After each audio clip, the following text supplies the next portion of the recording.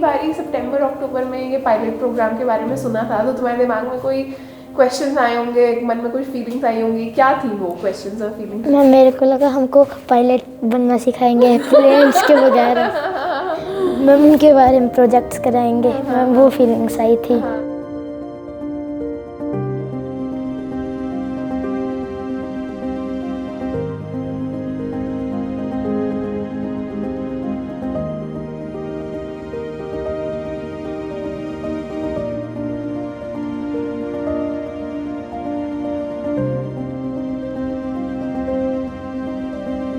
तो जब हमने पायलट प्रोजेक्ट की क्लासेस अटेंड की तो हमें भी ये पता चला कि हम भी जवाब दे सकते हैं और हमें खुल के सोचने का पता चला। मेरे में ये बदलाव है कि जैसे हम स्टेज पे कुछ बोलते हैं तो मेरा स्टेज फिर बहुत ज़्यादा कम हो चुका है। मतलब जैसे स्टार्टिंग में जब 6th में थे हम, यहाँ पे आप सब नहीं थे, तब जब भी आते थे मतलब हार्ट बीट बहुत ही ज़्यादा तेज़ हो जाती थी। लेकिन अगर आज मैं स्टेज पे जाऊँ तो फिर ऐसा लगता है कि ये अपनी ही तो है, कॉन्फिडेंस तो है मेरे में, मैं कर सकती हूँ। मैं पहले से ज़्यादा कॉन्फिडेंट हो गया हूँ। पहले मैं साइंस को इतना सीरियस नहीं लेता, पर अब मज़े आते हैं साइंस में भी। मैथ्स भी इतना नहीं था, पर अब मैथ्स में बड़े ज़्यादा मज़े आते हैं। मैथ एकदम इजी लगता है। और क्या बोलते, टीचर्स भी बोलते हैं कि पहले आप चुप चुप रहते थे, अब आप बहुत ही ज़्यादा क्वेश्चन पूछते हो।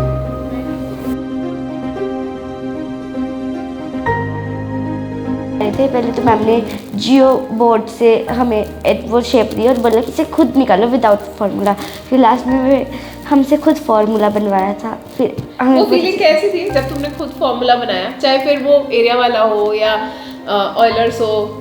मैं ऐसा लग रहा था कि हम जीनियस हो गए हैं। जो साउंड वाला टॉपिक था ना, उसमें थ्रेड से मतलब कप्स में ऐसे थ्रेड जुड़ी हुई थी, जिससे कि क्या बोलते, पहले यकीन नहीं हो रहा था कि ऐसा होता है।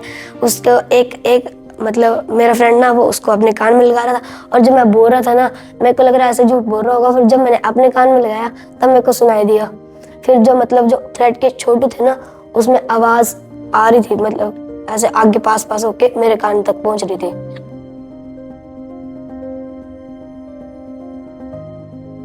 वह हमारी क्लास में कई बच्चे मैम जिन्हें ये जो पायलट प्रोजेक्ट में मैम टॉपिक करवाए गए, तो उसमें जो टॉपिक्स थे मैम, वो हमारे क्लास के कई बच्चों को, यानी वो हमारे सिलेबस में भी थे NCERT के, बस हमारी क्लास में और वो पढ़ा दिए गए थे। पर हमारी क्लास में कुछ बच्चे थे जिन्हें वो समझ नहीं आया था ढंग से। मैम जब पायलट प्रोजेक्ट आया तो फिर मैम उसमें उन्होंने बहुत और अच्छे से एक बार रिवीजन टाइप भी और कह सकते और अच्छे से समझाया, जिस कारण मैम फिर हमारे क्लास के कई बच्चों के मार्क्स और अच्छे आने लगे, क्योंकि उन्हें भी बहुत अच्छे से समझ आ रहा था कि हाँ हमसे हो सकती है, ये तो बहुत इजी चैप्टर है, तो ऐसे हो जाएगा याद। और इससे बच्चे का जो साइंटिफिक एटीट्यूड है उसको मतलब बाहर लाने के लिए ये बहुत यूज़फुल है। और क्योंकि इसमें बच्चे सारे साइंसेस मैथमेटिक्स में मतलब हैंड ऑन एक्टिविटीज़ करके how they are relating the daily science and mathematics with the daily life. हमें मैम सर बोलते थे कि आप उसको प्रेजेंट करो पूरी क्लास के सामने। इससे क्या होता था कि जो बच्चा था ना, मतलब जो उसको प्रेजेंट कर रहा था, पूरा ग्रुप जो उसको प्रेजेंट कर रहा होता था ना, उसके अंदर ना एक मतलब हमने भी प्रेजेंट करा था, तो पहले तो हमें डर लग रहा था कि नहीं यार नहीं होगा, डर लग रहा है मुझे बहुत ज़्यादा, ऐसे वैसे कैसे प्रेजेंट करेंगे, कैसे बोलना है, क्योंकि हमने पहले से तो कोई स्क्रिप्ट लिखी नहीं हुई थी कि हाँ ऐसे बोलेंगे वैसे बोलेंगे। बट उस वक्त पता नहीं कैसे क्या हुआ, कैसा कॉन्फिडेंस अंदर से आ गया और हमने इतने अच्छे से प्रेजेंट किया उसको क्लास में। तो मेरे को ऐसा लगता है कि ग्रुप से लेके हमने ग्रुप से स्टार्ट किया और एकदम पूरी क्लास के सामने रिप्रेजेंट करने तक हमने बहुत अच्छी प्रोग्रेस करी। पेडागोजी में जैसे आप लोग एक तो ग्रुप वर्क में काम करवाते हैं बच्चों से, और दूसरा हर बच्चे को क्वेश्चनिंग का मौका देते हैं, जो कि आमतौर पे बच्चे नहीं करते हैं। आम जैसे क्लासेस में बहुत कम बच्चे होते हैं जो किसी बात पे कोई क्वेश्चन करते हैं। दूसरा एक्सप्रेशन, कि जो बच्चे को कुछ पता भी है तो वो बोलने से डरता है। तो आपकी क्लास में जैसे बच्चे बातचीत करते हैं, इंटरेक्ट करते हैं, तो वो जो कुछ भी उनको आता है वो फ्रीली बोल सकते हैं, बोलते रहते हैं वो। तो उसके कारण क्या है कि उनके अंदर के जो डाउट्स हैं, मुझे लगता है वो साथ के साथ क्लियर हो जाते हैं। अदरवाइज़ अगर बच्चा बोलेगा नहीं तो अपना डाउट अपने मन में रखता है वो। तो that is the best thing. Sir के टीचिंग के तरीके में सर के एक्सप्रेशन, सर के एक्सप्रेशन बहुत ही ज़्यादा फनी होते थे। जैसे सर किसी से बात कर रहे हैं, they are not just teaching, they are just communicating with us. Ma'am वो एक बात थी ना उनकी जो कि मेरे को याद रहेगी, वो बोलते हैं कि मेरे पे यकीन मत करो, मतलब मेरे पे यकीन नहीं होता मत मानो, पहले अगर जब तक मैं साबित ना करूं तब तक मत मानो, फिर जब सर साबित कर रहे थे तब यकीन होता था।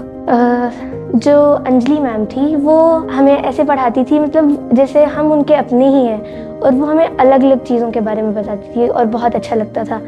वो हमें सभी को चांस देती थी कि सभी कहें, सभी को सोचने का मौका मिले और सभी को बोलने का भी मौका मिले। मैथ्स के प्रीति दीदी, मुझे उनकी क्लासेस में बहुत पसंद है। वो बहुत जेंटली बात करते हैं और उनका बिहेवियर भी मुझे बहुत पसंद है, और वो भी जैसे सोचने पे करते हैं मजबूर। और जैसे पहले वो गेम्स खिलाते हैं, उसके बाद वो फॉर्मूलाज बताते हैं ताकि समझ थोड़ी गहरी हो सके। पहले शुरू में कुछ ऐसे ज़्यादा समझ नहीं आता था, अब इतना ज़्यादा समझ आने लगा कि मैं अगर अभी जो हमारे एग्ज़ाम्स आ रहे हैं, मेरे को लगता है कि मैं उसमें पहले से भी बेटर कर सकता हूँ आपके बढ़ाने से।